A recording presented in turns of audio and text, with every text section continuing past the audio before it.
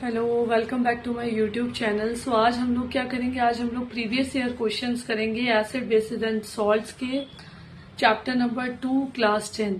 अभी तक हम लोग जो है एसिड बेसिस एंड सॉल्ट्स के अंदर हम लोगों ने एसिड एंड बेस का डिफरेंसेस देखा, न्यूट्रलाइजेशन रिएक्शन देखी और उसकी एप्लीकेशंस कहाँ कहाँ पे है न्यूट्रलाइजेशन रिएक्शन की, और हम लोगों ने इंडिकेटर्स देखे, कितने टाइप्स के इंडिकेटर्स होते हैं, वो कैसे कैसे कलर चेंज करते हैं। सो अब हम लोग प्रीवियस ईयर क्वेश्चन देखते हैं। सबसे पहला क्वेश्चन है, what happen when zinc reacts with dilute hydrochloric acid and right the equation. तो जब जिंक जो है वो डाइल्यूट हाइड्रोक्लोरिक एसिड के साथ रिएक्ट करेगा तो जिंक क्लोराइड प्लस हाइड्रोजन बनाएगा, और जो हाइड्रोजन है वो पॉप साउंड के साथ निकलती है, आवाज जो होती है वो उसकी पॉप साउंड आती है।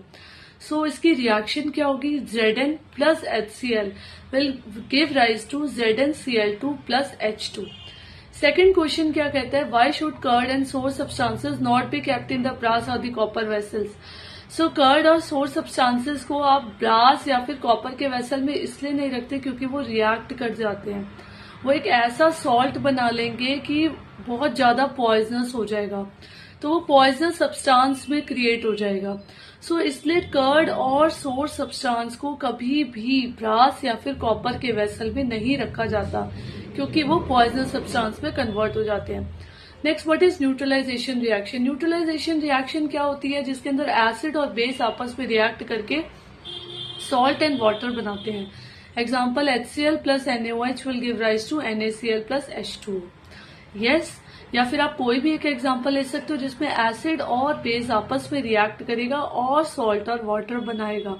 तभी हमेशा क्या कहते हैं कि अगर लैब में कभी भी एसिड गिर जाए आपके हाथ के ऊपर तो आप उसके ऊपर बेस लगाएंगे, यस, जिसकी वजह से वो न्यूट्रलाइज हो जाए।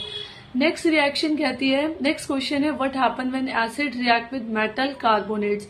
सो मेटल कार्बोनेट्स के साथ जब भी ये एसिड रिएक्ट करेगा तो क्या बनाएगा, सॉल्ट बनाएगा, वाटर बनाएगा और कार्बन डाइऑक्साइड बनाएगा। कार्बन डाइऑक्साइड बबल्स की फॉर्म में निकलेगी। सो इसकी रिएक्शन क्या हो जाएगी, सबसे पहले सॉल्ट बनाएगा, मेटल जब भी कार्बोनेट के साथ रिएक्ट करेगा then it will form the salt plus water plus carbon dioxide. Next, name one olfactory indicator. ये तो बहुत सारे हैं, मैंने अपनी पीपीटी के अंदर भी बता रखा है। तो अनियन, क्लव ऑयल, यस, आप कुछ भी लिख सकते हैं इसके अंदर, और वो एसिड के अंदर कोई भी चेंजेस नहीं दिखाते हैं और बेसिस के अंदर जो है उसकी स्मेल वो धीरे धीरे डिसअपियर होनी चालू हो जाती है। Okay, so this is the olfactory indicator. Olfactory indicator वो होता है जो अपनी स्मेल की प्रेजेंस से इंडिकेट करता है एसिड और बेस के बीच में डिफरेंस को। नेक्स्ट है, why does dry HCl gas not change the colour of litmus paper.